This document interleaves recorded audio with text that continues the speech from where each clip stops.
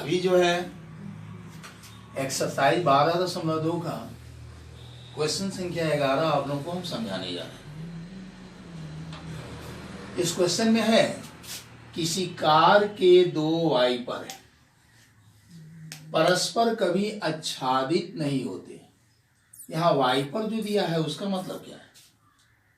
Car के सामने या जीप के सामने या बस के सामने जहां ड्राइवर बैठता है उसके सामने एक शीशा लगा रहता है, जिस शीशा के द्वारा वह आगे की ओर रोड पर देखता है।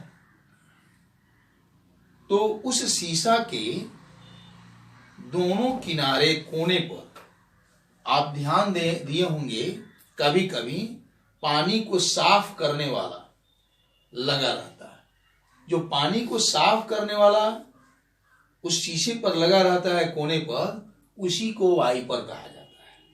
तो यहां कार की चर्चा है, यानी कोई कार है जहां उसका ड्राइवर बैठता है, उसके आगे वाली जो शीशा है उस पर दो वाइपर लगा हुआ है, यानी शीशे पर पानी पड़े या गर्दा पड़े तो उसको साफ करने के लिए दो वाइपर लगा हुआ है। तो उस शीशा को जो है ना हम आयताकार शीशा मान लें। आयताकार वह होता भी है। तो मान लीजिए कि कार के सामने यानी यहां ड्राइवर बैठता है, उसका आगे इस तरह का शीशा लगा हुआ है जो आयताकार है।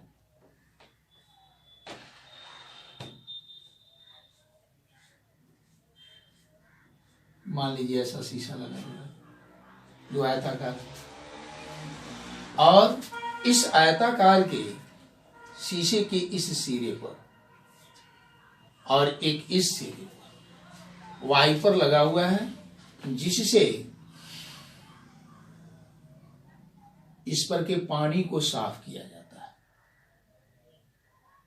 पानी को साफ किया जाता है वाइपर के द्वारा।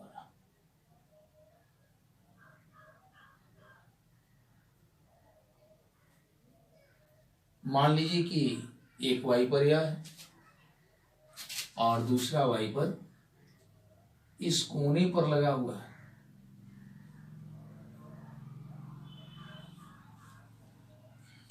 इस कोने पर लगा हुआ है।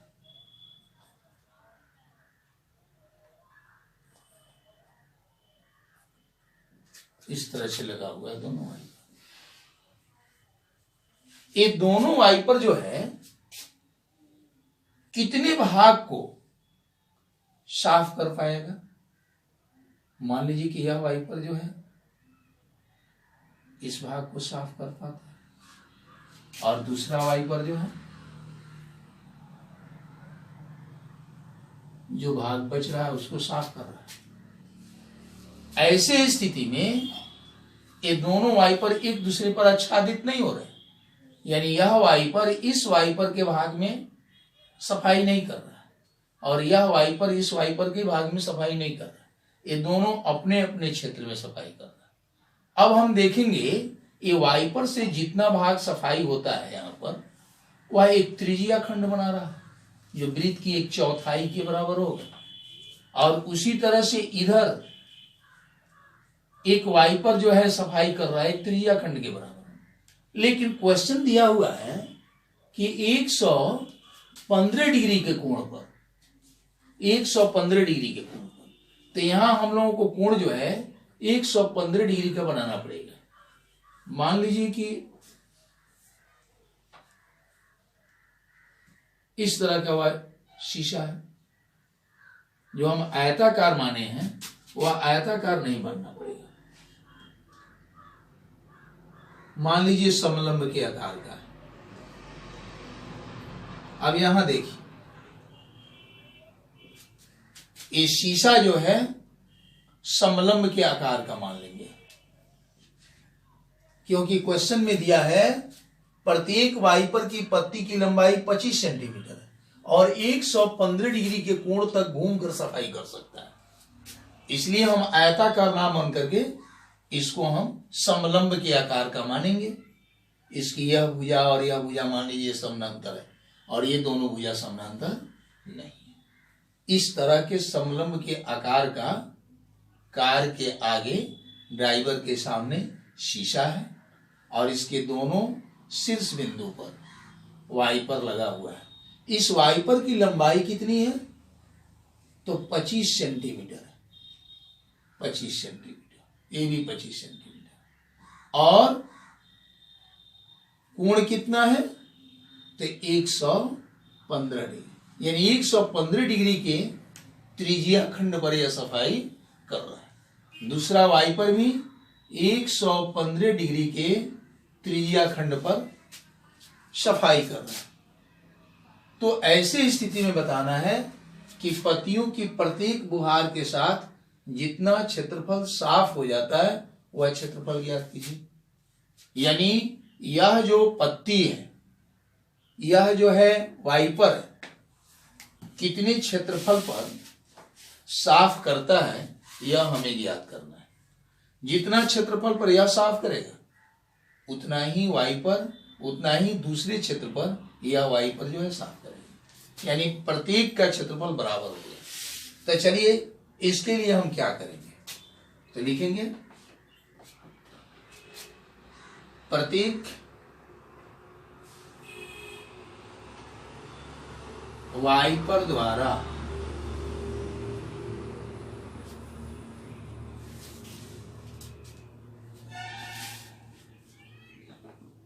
साफ किए गए क्षेत्र का क्षेत्रफल,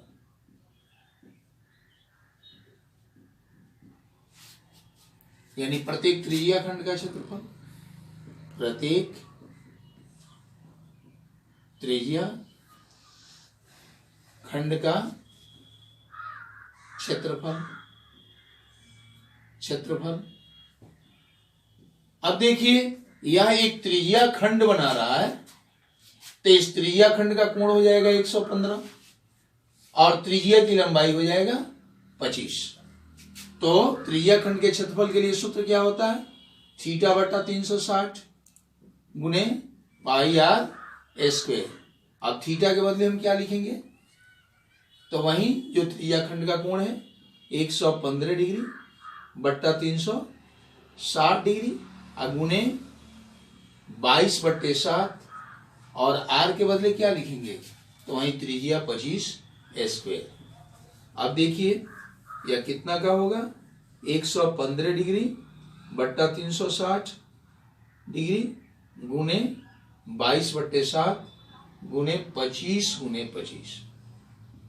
अब इसको कटा देंगे, 5 से इसको कटाते हैं तो 5 दूना 10 और 5 तिया 15, 23 मरतबा कटेगा।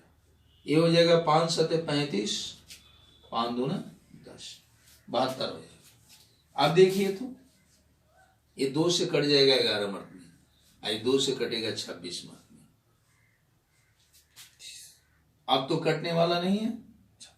अब जो बचेगा, क्या क्या बच रहा?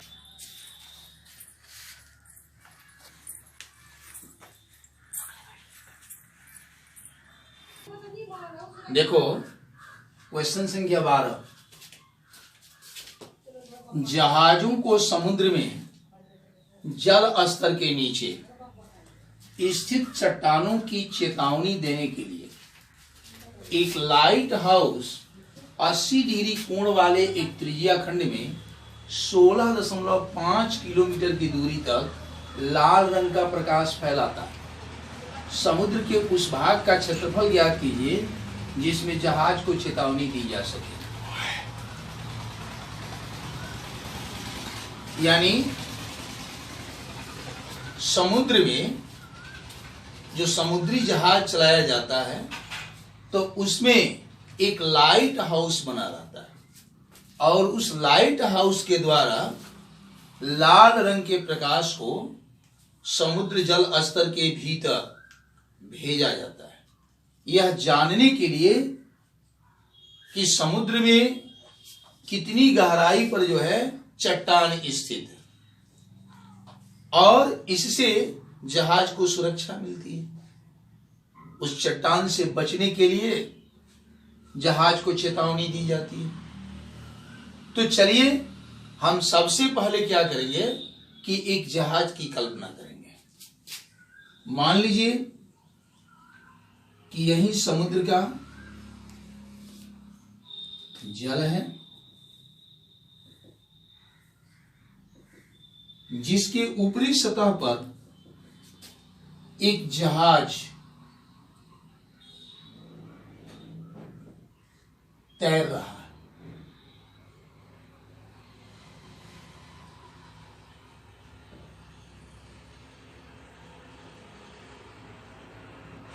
इसके ऊपरी सतह पर एक जहाज जो है तैर रहा है। इस जहाज के अंदर एक लाइट हाउस जो है रखा हुआ है, यही मान लीजिए लाइट हाउस। और इससे जो है प्रकाश लाल रंग का जो है इस समुद्र के जल स्तर के अंदर भेजा जा रहा है।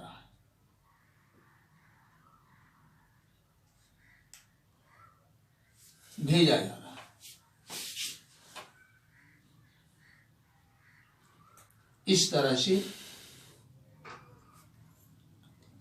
ये प्रकाश लाल रंग का प्रकाश है, लाल रंग का प्रकाश जहाज के द्वारा लाल रंग का प्रकाश भेजा जा रहा है समुद्र के जल के अंदर, यह जानने के लिए कि इस समुद्र में जो चट्टान है कितनी गहराई पर स्थित है। इससे जो है जहाज को सूचना मिलता रहेगा और उसके अनुसार सतर्क होकर के जहाज को चलाने वाला चलाता रहेगा। अब देखिए यह जो कोण है कितना डिग्री का कोण बन रहा है, तो यहां दिया हुआ है 80 डिग्री का कोण, यानी यह कोण 80 डिग्री का है। और यह जो क्षेत्र बन रहा है वह एक त्रिज्या खंड बना रहा है। इस त्रिज्या खंड का अगर हम क्षेत्रफल निकालते हैं तो यह निकल जाएगा कि लाल रंग का प्रकाश समुद्र के अंदर कितने क्षेत्र की सूचना देता है, यह ज्ञात हो जाएगा।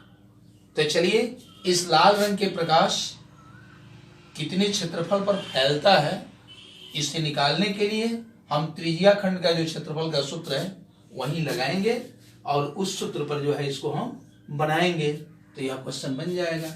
अब देखिए समुद्र के उस भाग का क्षेत्रफल ज्ञात कीजिए जिसमें जहाज को चेतावनी दी जाती है। तो हम क्या लिखेंगे,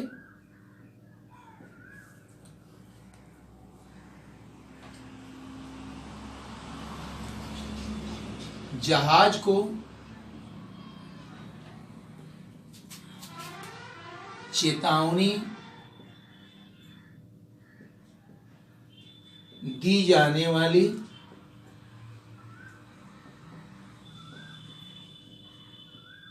क्षेत्र का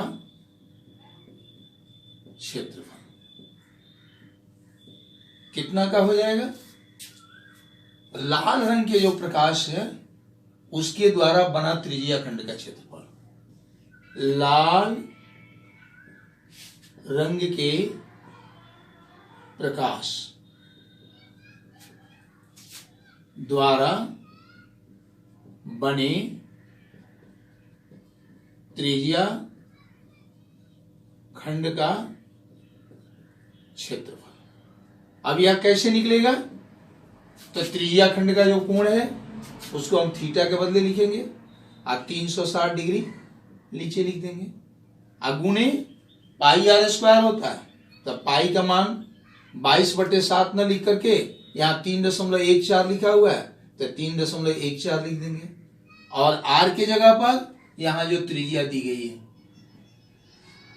16.5 किलोमीटर यानी 16.5। अब देखिए इसको हल कर देंगे, जो हल आएगा वही आंसर होगा। अब इसको हम कैसे हल निकालेंगे आप जानते हैं, उसको कर लेंगे या हम थोड़ा सा हल्का आपको बना देते हैं।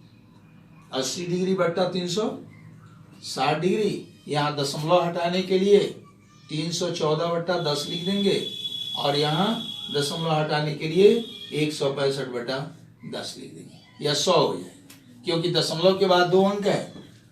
इस दशमलव को हटाएंगे तो 1 पर 2 जीरो देंगे, और यहाँ दशमलव के बाद 1 अंक है तो यहाँ दशमलव हटाएंगे तो 1 जीरो हो जाएगा। अब इस तरह से आपको संख्या प्राप्त होगा। अब इसको कटा करके गुणा करके आप इसका हल निकालेंगे, वही आपका आंसर होगा। चलिए आगे देखते हैं।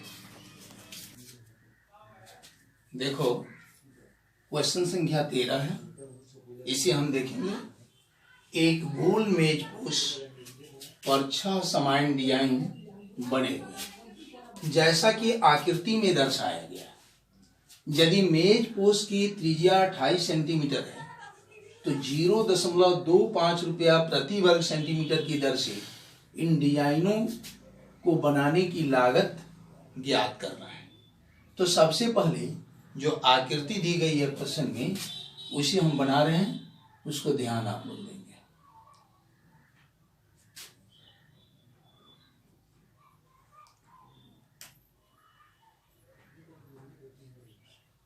मान लीजिए कि यही वृत्ताकार मेज पोश है जिसका केंद्र यहां पर है, और इसमें जो है 6 डिजाइन बने हुए हैं।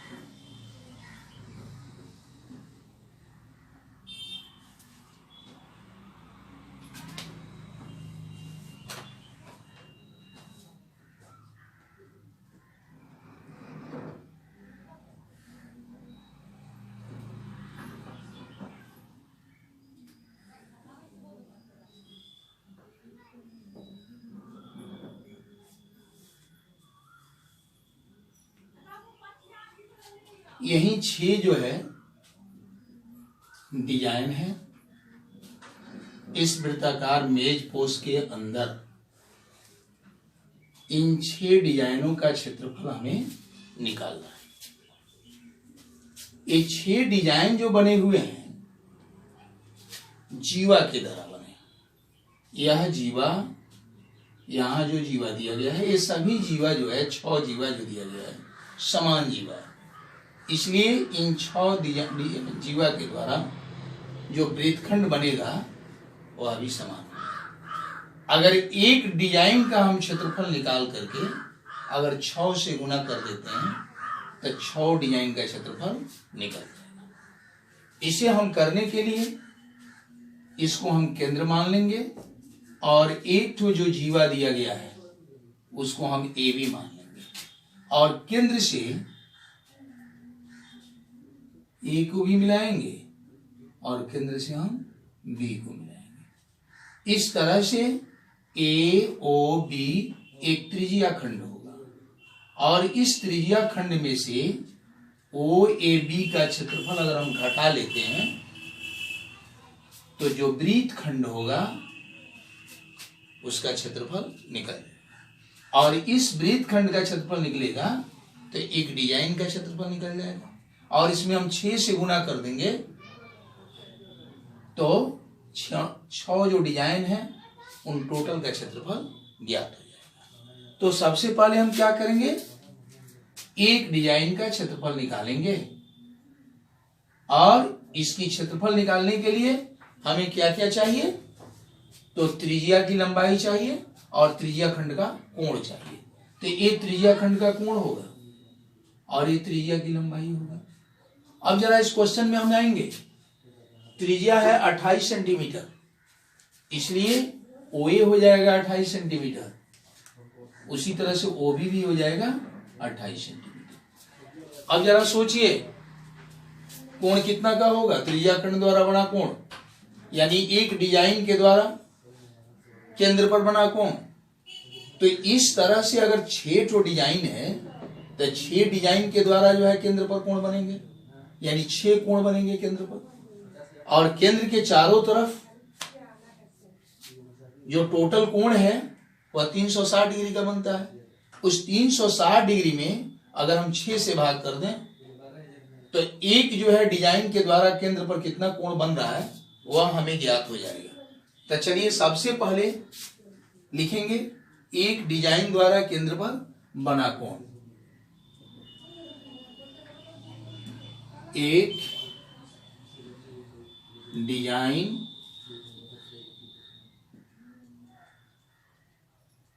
द्वारा केंद्र पर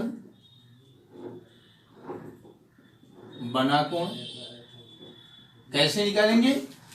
तो केंद्र के चारों तरफ का टोटल कोण 360 का होगा, तो 360 डिग्री लिख देंगे। और केंद्र पर 6 ठो कोण बनेगा, क्योंकि इस वृत्त में 6 डिजाइन है और 6 डिजाइन के द्वारा केंद्र पर कोण अंतरित होगा, तो इसलिए 6 कोण भी करेंगे। तो 6 से हम भाग कर देंगे।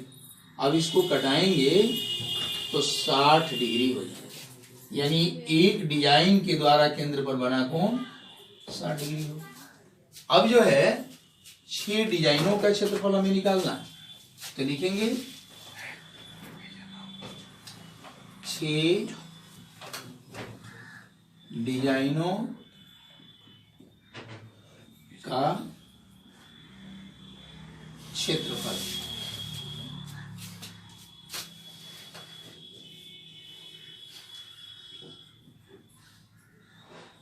क्षेत्रफल बराबर 6 गुना और त्रिज्या खंड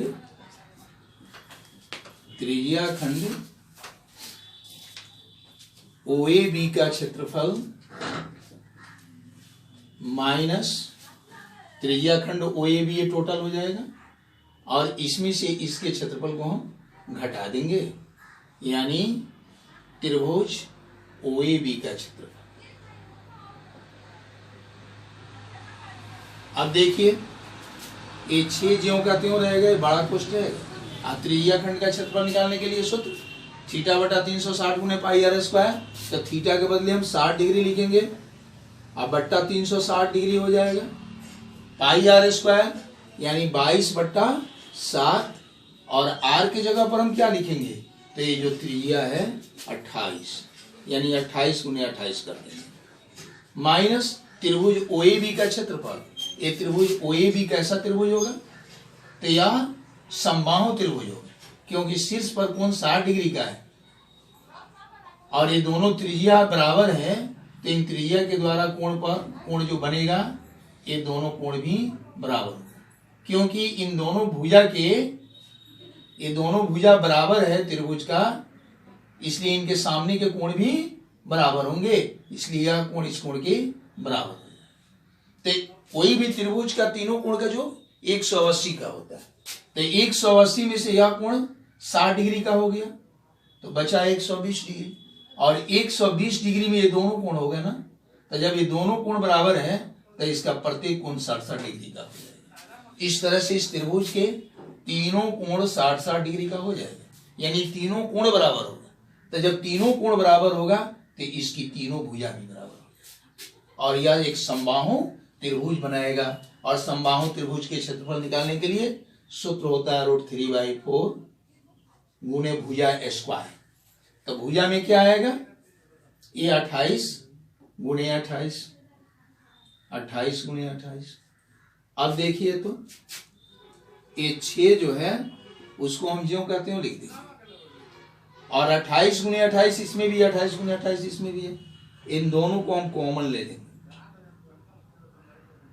अब इसमें क्या बचेगा?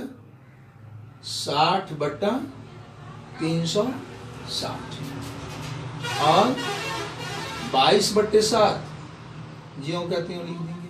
अब माइनस √3 का मान यहाँ 1.7 दिया है, तो √3 के बदले 1.7 लिख देंगे, बट्टा 4 हो जाएगा, और इसको हम कोष्ठ में लिखें। अब इसको हल कर लेंगे, इस 0 से 0 कटा दीजिए, 6 एकम 6, 6 6 के 36, 2 3 6, 2 दूना 2 11, 2 से 22 को घटाएंगे तो 11 हो जाएगा। इस तरह से हमारे पास बचा क्या? तो 6 गुने 28 गुने 28 छोटा कोष्ठ, ऊपर बचा 11, नीचे बचा 7 त्रिके 21, इधर हो गया 1.7 और नीचे हो गया 4। अभी काम किया जा सकता है। इस दशमलव को हटाने के लिए एक 0 नीचे दे दीजिए। अब यह 17/40 हो गया। अब इसको हम हल कर सकते हैं, भिन्न के घटाव जैसे बनाते हैं उस तौर पर इसको हम बना लेंगे। चलिए 6 गुने 28 गुने 28 ज्यों का त्यों हम लिख देंगे, और यहाँ 21 और 40 का हम लसा लेंगे। ये नहीं कटेगा, सीधे इसको हम गुना कर देंगे, यानी 4 एकम 4 और 4 दूना 8, यानी 840 हो जाएगा। और बट्टा का चिन्ह दे देंगे। 840 में 21 से भाग करेंगे 40 होगा, 40 को 11 से गुना करेंगे 440 हो जाएगा। फिर माइनस का चिन्ह देंगे, फिर 840 में 40 से भाग करेंगे 21 बचेगा, 21 को हम 17 से गुना कर देंगे। 21 को 17 से गुना कर दीजिए। 17 एकम 17 का 7 हासिल में 17 दूना 34, 1 35, यानी 357। चलिए अब देखते हैं, बराबर का चिन्ह दे देंगे। 6 गुने 28 गुने 28 गुना। अब इसको हम घटा लेंगे, 10 में से 7 घटेगा 3 हो जाएगा। फिर यहां क्या बचेगा 3, एक दहाई लेगा 13 हो जाएगा, 13 में से 5 घटेगा 8 हो जाएगा। यहां बचेगा कितना 3, 3 में से 3 जाएगा, कट जाएगा। फिर से एक बार और देखेंगे, 10 में से 7 घटा 3 हो गया, एक 13 हो गया, 13 में से 5 घटेगा 8 होगा, 3 में से 3 घटेगा, कट 0 हो जाएगा। अब ये हो गया 83, अब बट्टा 840। अब कटता है तो इसको कटा दीजिए।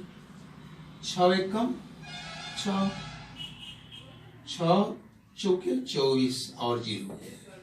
अब देखिए 14 दूना 28 और 14 दहा के 40 हो जाएगा। 2 एकम 2, 2 25 10। अब देखिए ऊपर बचा 28 और 83, इसको हम गुना कर देंगे यहाँ पर, और नीचे क्या बचेगा 5, उसके बाद भाग कर देंगे, जो आएगा वही आपका आंसर हो जाएगा। चलिए अब जो है आप आज क्या क्या बनाए, क्वेश्चन संख्या 11, 12 और 13, इन तीनों का रिवीजन करेंगे। इनके आधार पर जो उदाहरण में क्वेश्चन होंगे उसे बनाएंगे, और यह अभ्यास जब समाप्त हो जाएगा तब आपको जो है कुछ अतिरिक्त प्रश्न हम देंगे, उसको आपको बनाना होगा, और जो क्वेश्चन आपसे नहीं बनेगा उसको जब कोचिंग खुलेगा तो उस पर विचार किया जाएगा, उसे हल करने की कोशिश करेंगे, समझाने की कोशिश करेंगे। चलिए इसके बाद हम लोग साइंस पढ़ेंगे।